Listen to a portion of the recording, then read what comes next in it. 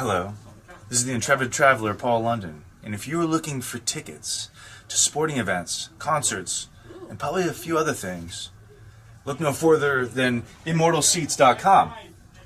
ImmortalSeats.com, they are making memories one ticket at a time. You can also come visit TheWrestlingUniverse.com and listen to StrikeZone WXIN 90.7 for more info. But check out ImmortalSeats.com. I know there's plenty of other places to get your tickets, but this one's the best. Take it from me. All right, we are going back on live 90.7 WXIN, RICradio.org. We're here with the Sork Man, the Dice Man, the Jazz Man, and joining us on the phone right now, folks, representing the Sports Courier. We had him on a few weeks ago. Gonna have him on now. Talk a little post-WrestleMania fallout. The one and only, you know him from YouTube, from the Sports Courier, Fred Richani. How are you, sir? Doing all right, man. Recovering from a long, busy WrestleMania weekend, but it was a lot of fun. Were you at WrestleMania? No, I wasn't there, but I wasn't there in person. I was there in spirit, living through Immortal Mike Sorkin and that epic Stardust outfit that just went viral over the weekend. It really did. I mean, I heard WWE Hall of Famer Amy Dumas, Lita, was really loving it. You were all over her Instagram. And, like, obviously the video on the subway. I mean, if that don't make it to Tosh Point, I don't know what's a I got to tell you, looking at that picture, it's funny when you look at it, then when you're dressed, it's like looks like a superhero just entered the train. Right? And then... Super Stardust. The funny part about it, I actually listened to the radio show. They broke that down, me entering the train, like an actual segment. They actually spent 3 minutes. They detailed everything. Oh, that is awesome. That's hilarious. So stealing the show, brother. Just like Orton and Rollins, stealing the show. It. So, what were some of your high points you felt of WrestleMania, Fred? I thought overall it was a very good show. I don't know what people were smoking. I don't know if Nick Diaz drove out in California and passed around some of his magic medicine, and people were taking it before they deemed it the best WrestleMania ever. I think that's preposterous. But I thought it was a very good show. Nothing really bad on the show. I thought everything was pretty good.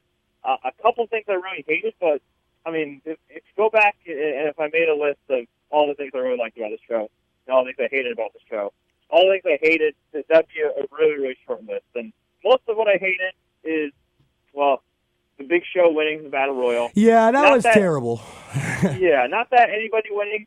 Not that would have been a current-defining moment for anybody, but I'm just so sick of people saying, "Oh, it's the Big Show completes his legacy under a giant Battle Royal." I'm like, this guy's won world titles. Yeah, he beat Hulk Hogan in his first match. Yeah, and you're telling me a Battle Royal with the Ascension on a pre-show defines the Big Show's career? In 2015, come on. I was going to say, it's on the pre-show, so I don't think anybody even really cared. I don't think anybody knows what happened. So. Well, there were some people who missed it. I do feel, and Fred, I've been on this crusade the past few months that not just Big Show, I heard the Please Retire chant. I was going to tell you, Monday Night Raw, night. The Please Retire chants, hysterical. Being there live and listening to that, it was just... I've been on a crusade, if you will. Guys like Kane, Mark Henry, Big Show, specifically those three, Goldust to an extent, maybe even Killings, although it seems like the WrestleMania moment may have been the end for Killings in the latter match, because I've heard he's going to do a rap album and maybe retire. But these guys need to get off the television. There's so many guys in NXT who are ready. There's so many guys crammed in an overloaded mid-card, from your Stardust to your Luke Harpers to your Bray Wyatts to your Dean Ambroses to your Dolph Ziggler's, even Bryan Danielson. There's so many guys log-jammed in there that it's just, to have guys like Kane and Big Show still on TV in prominent roles, it's very discouraging to me as a fan.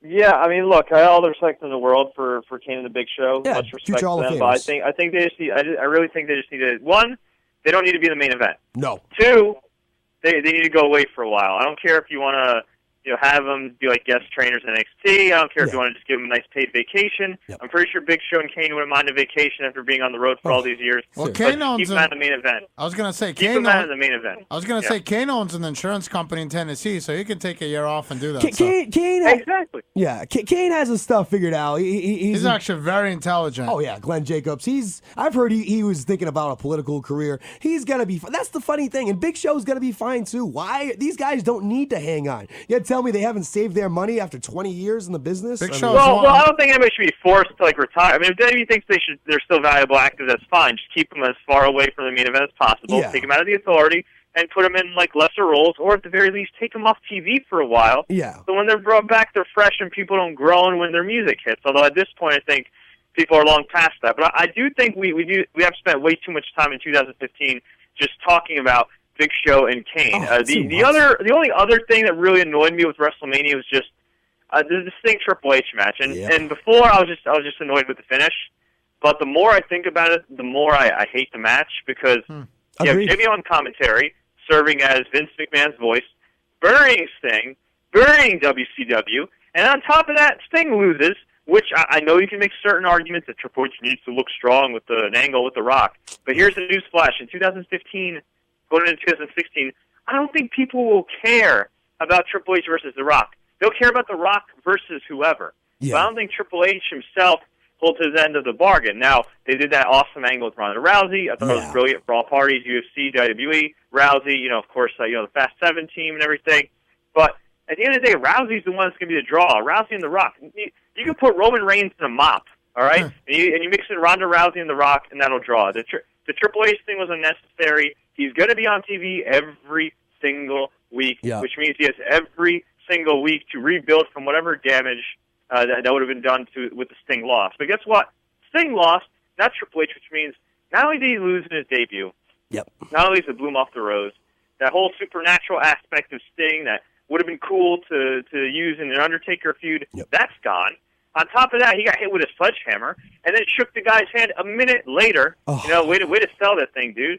And then also, you're going to shake the hand of a guy who's this giant jerk that you said you want to take out and is evil and blah blah blah. And you just shake his hand. And look, I kind of get the shaking of the hands because of the fact that it might be Sting's last match, but I just feel like all that combined with the commentary. Actually, I would have had a problem with the shaking of the hands if Sting won. But the fact that Sting lost, the fact that he lost in that way, the fact that he shook the hand of his bitter rival, and the fact that JBL essentially told you the entire time that Sting's a minor leaguer, as a longtime Sting fan, as a WCW fan, even with the run-ins and stuff, that was kind of cool. Just left a very bad taste in my mouth. Overall, I thought it was a good show. I thought, speaking of that match in general, I'm with you in the bitterness. I really wanted Sting to win. We were speaking off the air, Fred, and I thought it really was pivotal to have both Undertaker and Sting win if you were going to do the co-retirement match in Dallas. Why have Sting not look strong? Because Sting's most likely going to lose the Taker. So now Sting's going to be 0-2 in his WWE run. What's the point in that? I got to tell you, I think they were thinking about having Sting put over, but because they thought the fans are going to automatically think he's going to win, have him possibly lose and have a rematch at SummerSlam. I mean, I'm okay with that. That's a possibility. I mean, they could do a rematch at SummerSlam, but it's not the same. It's like when and you know what? In retrospect, it's probably great that they broke the streak with Lesnar, because if you remember a couple years back, what happened? Triple H beat Lesnar. Yes, in theory, in the midst of their feud, the babyface should win the return match, but where Triple H was in his career is a lot like where he is now. A guy that should probably be more backstage or working on NXT than being in the ring, although he's still a spectacular performer. What happened? I was there at WrestleMania 29. Crowd was dead, and Brock Lesnar lost to Triple H. Yeah, Brock Lesnar got his win back, I think, at the next pay-per-view. Backlash or Extreme Rules. Yeah, but it's like, did anybody watch Extreme Rules? No. It's WrestleMania. Everybody watches WrestleMania. It's like, I compare it to this. Yeah, I'm trying to think. Let's just say, that's the why Seahawks ESPN covers it. Patriots beat the Seahawks, right? Oh my God, it's the Super Bowl. But the Seahawks beat the Patriots next season in the first game of the regular season. That's what I compare it to, going from WrestleMania to a B pay-per-view. That's true. It doesn't true. matter if Brock has a win back. I mean, now look, they booked Brock, they rebuilt him, and he's been great, and he might be the hottest babyface now since Steve Austin. I mean, seriously. But again, you'll get Sting. He ain't Brock Lesnar. He's not as young as Brock Lesnar. That might have been his last match. But even if it was, I mean, you have a better chance of convincing him to come back, and a better chance of fans wanting him back if you have him beat Triple H. And also, too, another thing. From a merchandise standpoint. Yes. I mean, the masks, Scorpion stuff, the DVDs. You have an entire library of WCW content on your network. The company's been dead for 14 years. It's in your best interest to put over this company. And I felt that Sting had put over the company, and he had been loyal since joining WWE, even taking part in the Warrior DVD stuff and the Warrior documentary stuff that we saw on the network following WrestleMania last year. I thought Sting has been a loyal soldier to WWE since signing from TNA, and it's a shame. I don't think it's necessarily just like the loyalty. I think it's just a matter of it's that thing. And look, while I will put some blame on Triple H because I'm sure if he wanted to put over Sting, it could in the sense that he could have changed the finish. So I think ultimately it's Vince McMahon. I mean, come on, look at it, dude. Look how often Vince McMahon has treated guys that came from WCW. Steiner, I mean, even Goldberg, Booker T, who's their guy now, he had to jump through a bunch of flaming hoops just to get somewhere. And he was the sympathetic babyface going against Trips in, I believe, WrestleMania 19, which I felt he should have went over for the title. And the way that match went, I did feel like it was kind of a burial on Booker. It was like, really? You built this guy up? Heels are supposed to lose at WrestleMania. That's why I have a problem. The heels, I don't mind that when it makes... Look, heels can win as long as it makes sense. I think that's the biggest thing. Heels can win when it makes sense. I think the moral of the story is this. If you were a main eventer in WCW, don't expect Vince McMahon to put you over. No. And if you're wrestling Triple H and you were a main eventer for WCW, don't expect Triple H to put you over. That's the long and short of it. I look at it. I was thinking about it today, Fred, and this was the metaphor I came up with. It's like, all right, you have Coca-Cola and Pepsi. Pepsi goes out of business. Coca-Cola buys Pepsi. Of course, Coca-Cola, if they now own the Pepsi brand, is going to make it look lower, make Mountain Dew look lower, and all the Pepsi products look lower. Even though Pepsi, it's up to the viewer, it's up to the consumer, and there's a lot of people who feel Pepsi's better than Coke. And just like you, Fred, I grew up in the 90s, and there was a lot of people who were watching WCW or ECW as an alternative as opposed to WWE. I'm not going to say ECW was on the same level. They were more glorified indie. But WCW was on higher levels or the same levels for at least a 3-4 year run. You had combined 10 million viewers oftentimes between Raw and Nitro watching wrestling every week. And it is a shame. WWE has their own spin on things. They come up with DVDs and top 10s and people are going to disagree with them.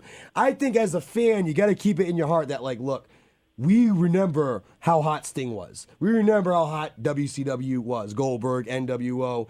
And as much as WWE may try to tarnish WCW, even by doing a 20-part Monday Night War series, which essentially made WCW looked inferior on their network.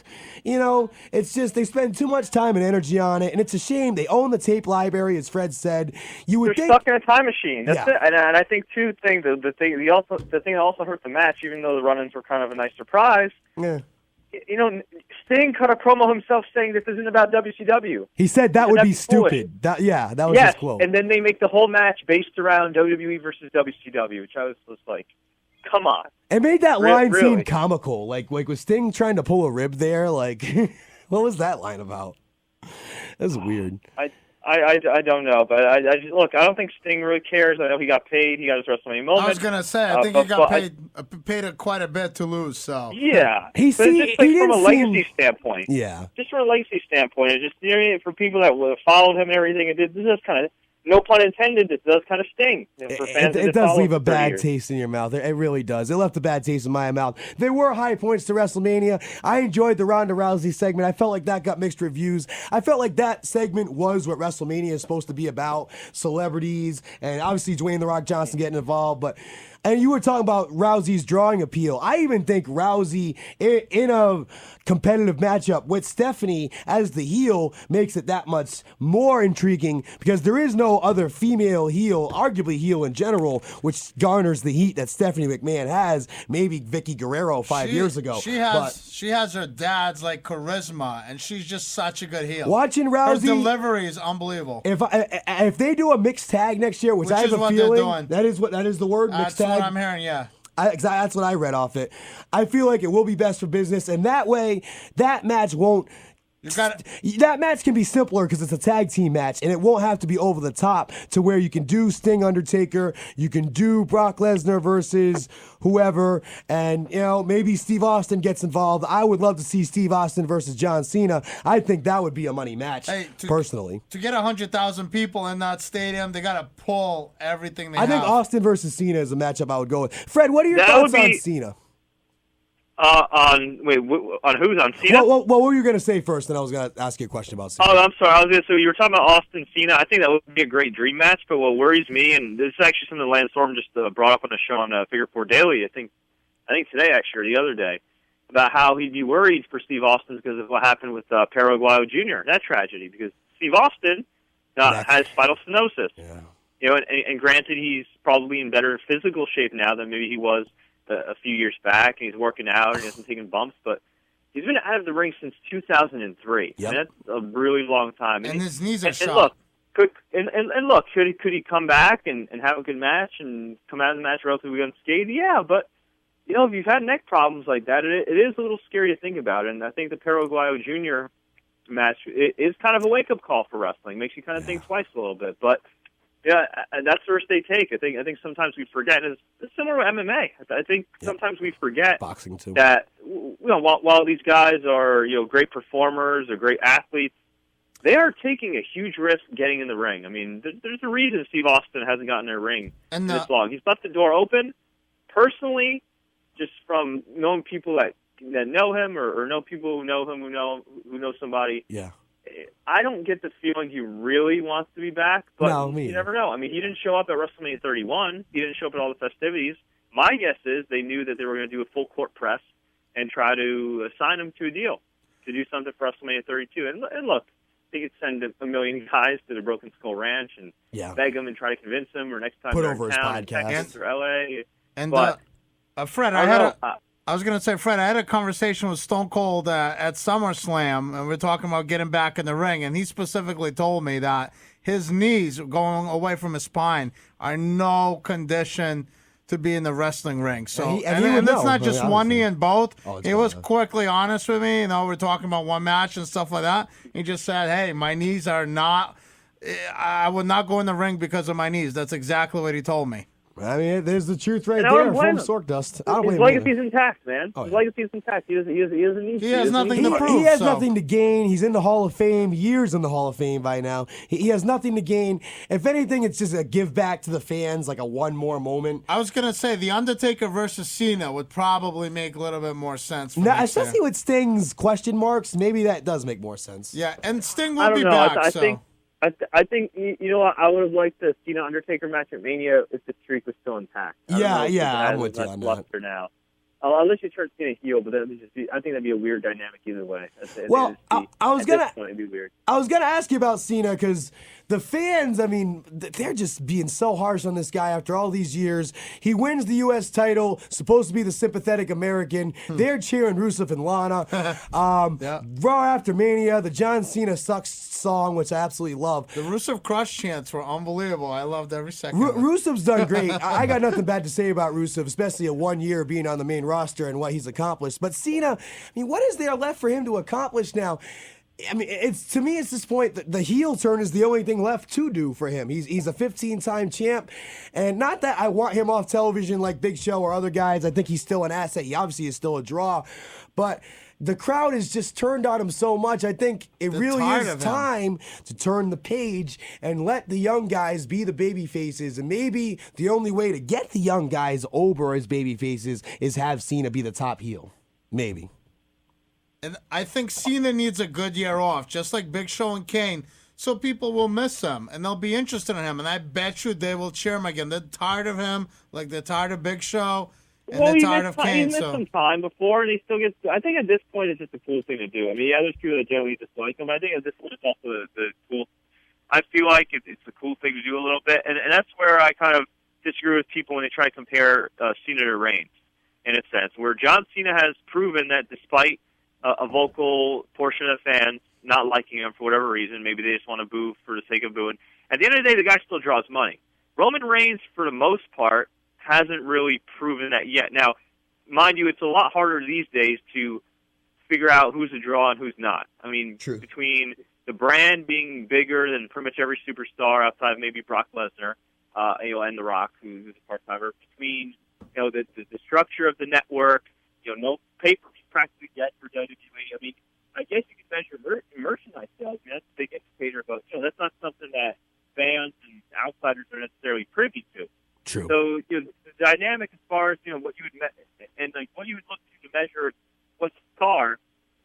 I feel like it's a lot more murky these days. I mean, to me, I think if Cena turned heel would be great, but you need that one full-time babyface. Yes. Not just Brock Lesnar, who's a great part-time babyface, or developing into a great part-time babyface, but you need that kind of one full-time babyface you can insert there that you can legitimately say will replace Cena. I'm not saying they have to be John Cena. I'm not even saying they necessarily have to draw the same amount of money John Cena's drawn you, but they at the very least have to have that potential and be on their way there. I think a guy like Daniel Bryan, I think I screwed him over with the booking. And look, he's Intercontinental champion, is great, but I think Bryan's case is not necessarily getting buried, but just guys that they left a lot of money on the table with. Yeah. If Roman Reigns, for example, is a great, let's just say Roman Reigns superseded John Cena, right? Then you can turn John Cena heel. Because definitively, Roman Reigns is the top babyface, and boom, that's the top heel, and he can make a lot of money. But right now, it's like outside of Brock Lesnar and Daniel Bryan, who, while over, has lost a lot of momentum. Yep. I don't see anybody that can really kind of replace John Cena right now. Maybe you don't need. How about Stardust? Maybe Stardust. Oh, okay. Here's my thing on I that. hate Stardust. I like Cody Rhodes. No offense, Mike. I like you. I'm very offended right now. I hate the Stardust gimmick. Yeah. It's horrible. It's illogical. It somehow buried Cody Rhodes even more. I didn't think it was possible. Yeah, it's all right. I like Cody Rhodes. I like the guy that used to have good matches with his brother as a tag team champion, and now he's just some bum in a cat suit. All right, I'm not a fan. He's making it work. I don't know. I mean, the fact that they killed him and Goldust feud speaks volumes, and now he's coming out with the Mortal Kombat cape or whatever comic book he got the cape from. I think it was X-Men, actually. But it's just, to me, that the act is not over. I want to root for it. There was a promo he cut after the Goldust match on .com where he was like, I'm going to take out all the Attitude Era. I'm going to get the Attitude out. I was like, all right, if that's where they're going with him, all right. But then they killed that, threw him in the ladder match. He's just this hissing. He reminds me of like Reptile from Mortal Kombat meets an alley cat that has rabies. That's an insult to Reptile. Oh, my God. So, I mean, honestly, it's a shame Reigns didn't get over because you're right. They do need a guy to insert in Cena's position. I think there's a lot of NXT guys that could possibly be it. Here's the thing with Daniel Bryan, Fred. Here's the thing with Daniel Bryan. With his injury and his mileage on his body, he clearly is not the long-term answer. I don't agree with his burial in terms of demoting him to the Intercontinental title from where he was last year. It's a tough pill to swallow. But I can see what the company's thinking and not investing long-term in him because of his injuries. However, where does that leave the company? But also, you got to remember, too, back in the company over the last decade, Triple H missed a lot of matches, and I know who Triple H is, but I'm just saying, missed a lot of matches, came back, his spot was right there. Randy Orton, for a good time period, had a lot of injuries, came back, got his spot. God knows how many muscles Batista tore. Tore his bicep, tore his pec, tore his gluteus, tore whatever he tore. Came back, still had his spot. But of course the exceptions are who? Daniel Bryan, and a few years back, who else? CM Rey Punk. Mysterio. Although Rey Mysterio, and what was mind-boggling about Rey Mysterio years ago is that Rey Mysterio actually proved, or at least got the opportunity to prove that he was a draw, not just with Hispanics, but all kids, much like John Cena, and of course he didn't get the special booking that I would throw CM Punk in that category as well, and I actually think it was the match that he lost to you-know-who, Triple H, at the Night of Champions pay-per-view, which actually hurt his momentum, because he was white hot coming off the pipe bomb in the summer of 2011, was it? Yeah, summer right there. He was white hot. I think had they kept him hot and had Triple H put him over, and then he won the title back, I think it would have been a lot better, and then the whole Kevin Nash thing was just stupid. I thought they had something with Punk in 2011, and they really ruined it with how they booked it. When you're the biggest, I think the biggest controversy with Bryan is that here's a guy that got over with a good amount of the audience, sold some T-shirts, had a ton of mainstream publicity, and they just, I don't know. There must be other guys, but I'd say this is the greatest example of a company just, again, leaving money on the table. Yep. And it's not like he even lost to Triple H or anything. I mean, yeah, he ran away from Kane, and before he got injured, he was well on his way to like a Jack Swagger, Rey Mysterio type title run. But it just, he comes back He's hot. Yeah, he lost a couple matches here and there, and it really hurt his momentum. And then, actually, I don't even think the losses so much hurt him, just more than the fact that he got associated with guys like R-Truth and Stardust. The second he got put in that dorky Intercontinental title picture, it just kind of, the momentum was gone. He's still over. He's still very popular, but it's not the same. And they did it deliberately. I don't get it. And like you were saying, like it's not a guy you necessarily need to invest in long term because of his health issues. That's fine. If you believe that is fine. If they believe that, I have no problem with that. But for the next 6 months, you couldn't have put the title on him. You couldn't have given him an opportunity. Yeah. And look, I'm happy that Seth Rollins won the title. I thought the main event was booked great. Yes. I thought they made Roman Reigns look like $1 million. And I'm telling you this: if Roman Reigns isn't over as a babyface after that main event, where he took that kind of a beating and got screwed over, then there's no hope for him, and he should turn heel. Like, that's a guy to me that should turn heel if he keeps getting booed and if he keeps getting mixed reactions. Now, from what I understand on SmackDown, he got a really good reception. That's good. And house shows he's still getting good reactions. But the jury is still out on him, and I think, honestly, long-term it's probably better for him to be a heel. What I would do is kind of have him slowly turn heel. Get really annoyed, keep losing out on opportunities.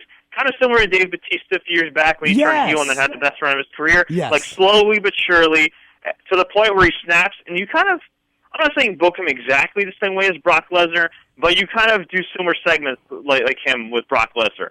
You know, you maybe he takes out Booker T.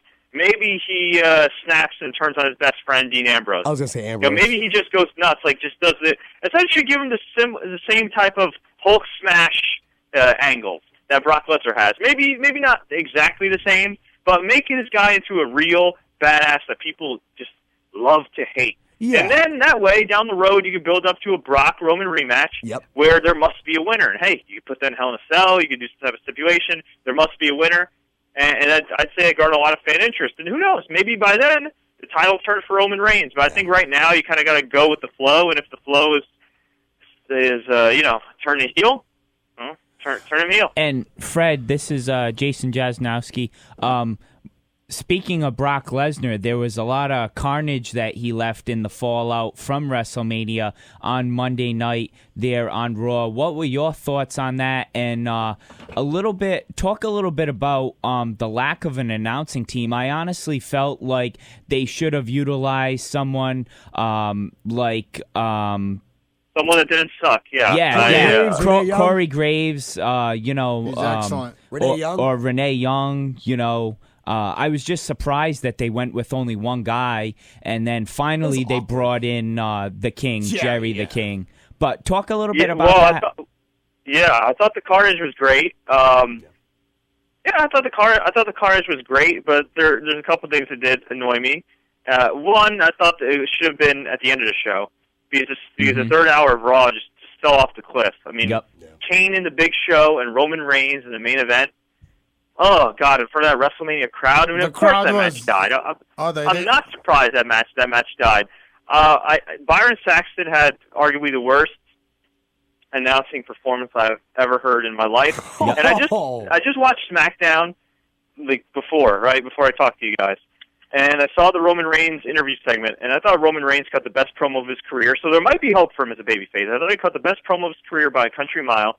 And Byron Saxton did a pretty good job as an interviewer. And I've said in the past on my show on TSC News, which y'all could check out on YouTube, that I thought Byron does a good job when it comes to these interview segments. I really do. Agreed. And he's passable on the pre-show, and he's passable as an announcer on a three commentator team. And look, I know firsthand it is very hard to host the show by yourself. I can only imagine how hard it is to host Monday Night Raw by yourself.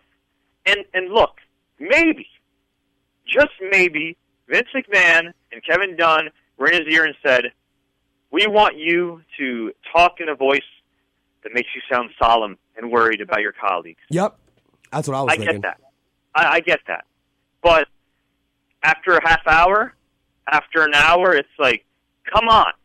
Like, have some emotion. I mean, look, how many crazy angles did we see that Jim Ross bared witness to? And he still announced with emotion. Yeah. Something, all right?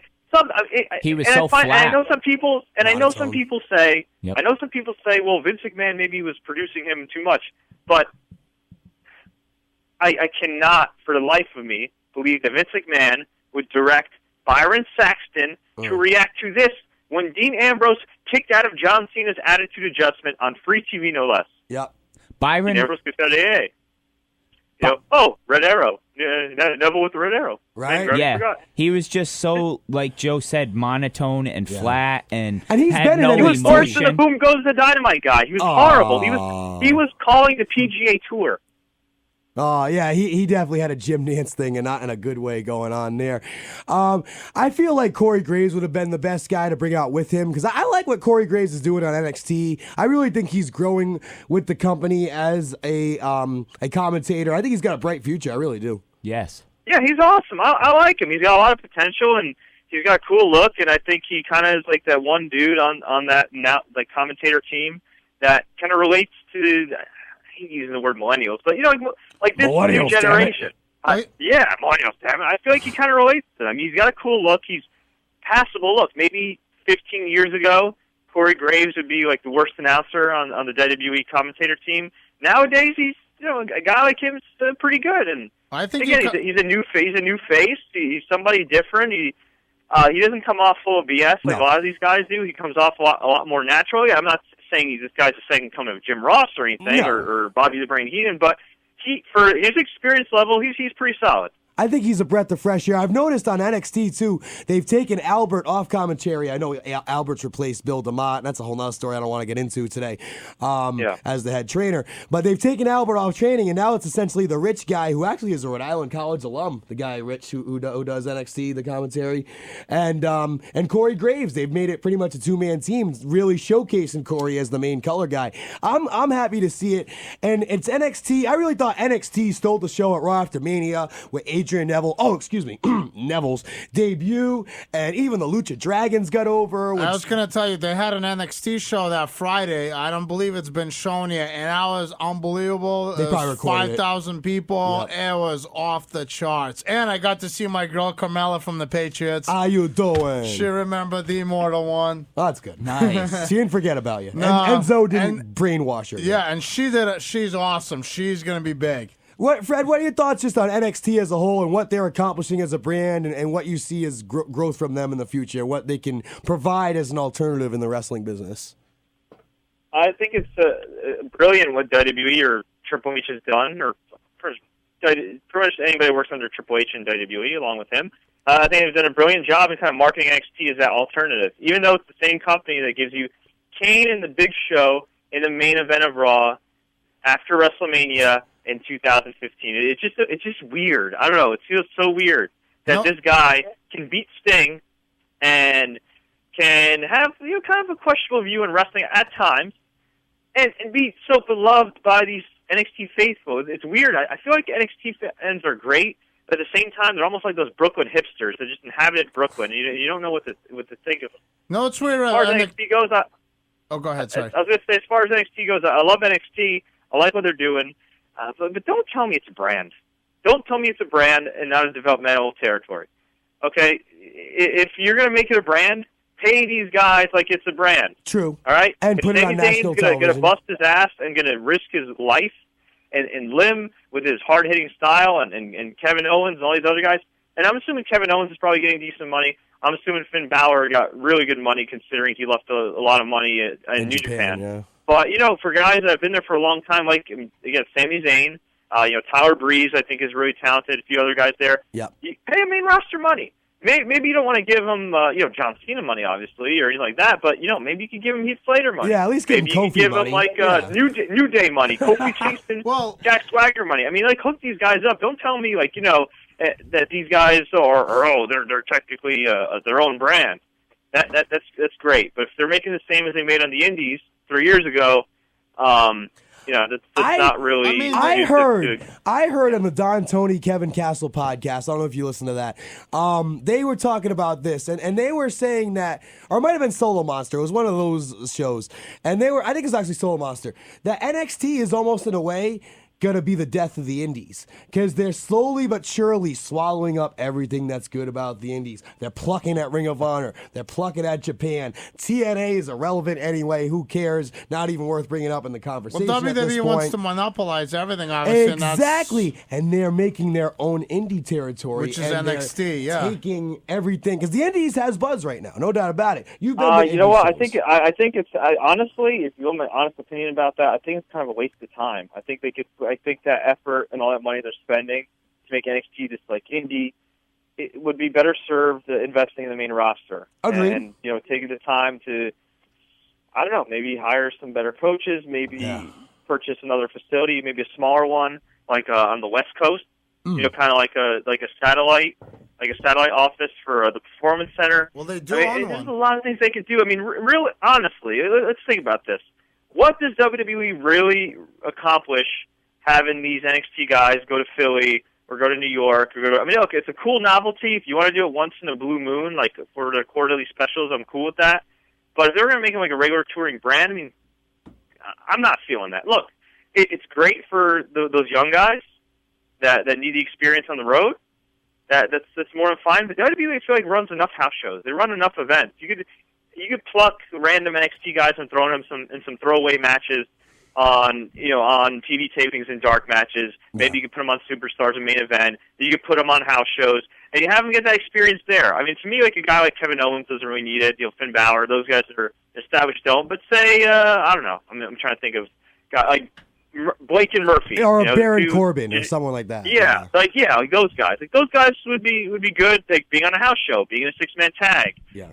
Working with Heath Slater, somebody that's a decent worker that can kind of show them the ropes a little bit. But it's cool in theory. It's really cool in theory. But when you factor in all the money they're spending, all the money that they're losing, no longer having pay-per-views. Yeah. Oh yeah. I just feel like it's great on paper, but again, I don't think it's. How do I say this? I think there's more negatives than positives if you really read between the lines. And at the end of the day, if NXT is established as a brand, that's great. If it draws, it's great. But I also think it's good for a wrestling business, because WWE put WCW out of business, ECW went out of business. Actually, no, technically WCW put WCW out of business. Truth. But they bought it, and they eventually bought the assets to ECW. And you ask anybody that used to watch wrestling, when did they stop watching? A lot of them say they stopped watching regularly in 2001, when essentially the entire industry around WWE collapsed. Yep. So I don't think them gobbling up all these talents from these indies, and then these indies dying, is good for the industry either. I agree. I think you need these indies to flourish to almost supplement as the new territories. And if you pluck them so bad to where they're no longer sustainable, say Ring of Honor goes under because they say they pluck the Briscoes and Adam Cole and anything good left in Ring of Honor, and they're just left without any marketability at all, and they fold, and you got Global Force, which they're. I've been hoping Ring of Honor steps up and gets me too. bigger. I love Ring of Honor, I haven't seen them take that leap yet. They haven't. Yeah, well, actually, too. Here's another thing to here's another thing to think about in terms of all that. Let's just say Triple H does get the Briscoes, okay? Let's just say he gets Adam Cole, who I think is very, very talented. And I'm shocked they didn't sign him a couple years back when he tried out for him. What's going to happen to the guys like Baron Corbin? Yep. And I don't know, Blake and Murphy and some other dudes that were essentially built from scratch at the Performance Center.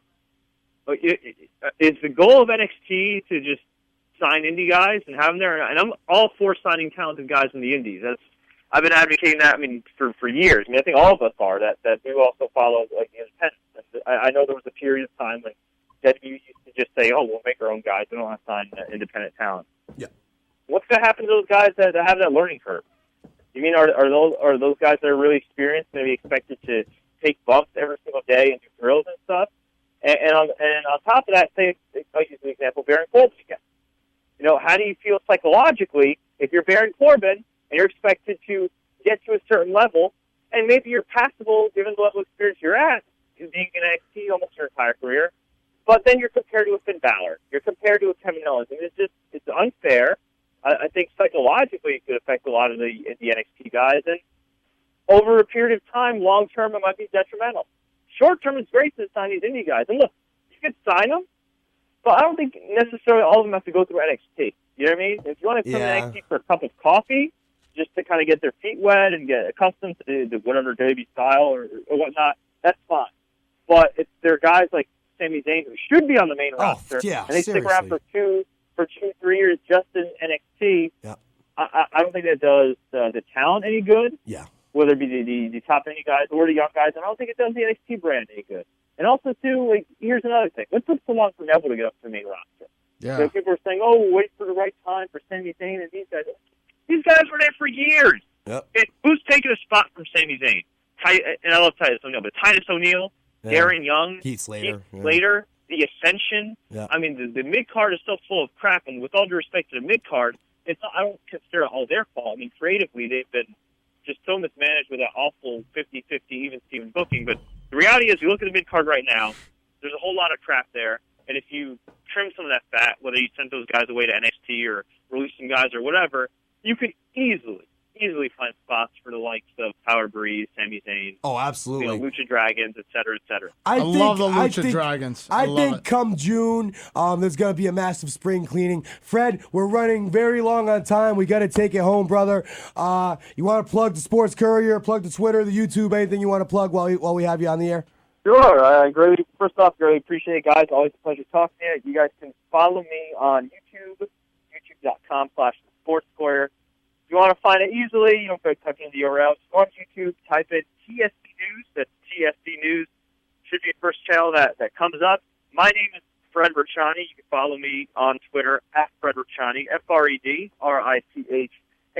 That's also my handle for Instagram. You can follow my site on Instagram at TSC News. And, hey, if you're following Mortal Mike and the crew, we tweet each other very often, so I don't think you have any trouble following all of us. And please follow this show because it is awesome and do this all the time. So I appreciate the time, guys. Thank you. We greatly appreciate it, Fred. Look forward to having you on soon, my friend. Absolutely. Take care, guys. Take care. Thanks, Fred. Fred Richani from the Sports Courier. Always an honor to have him on. Talking WrestleMania. We are running long like the Hall of Fame, so we have to take this home. I got to go.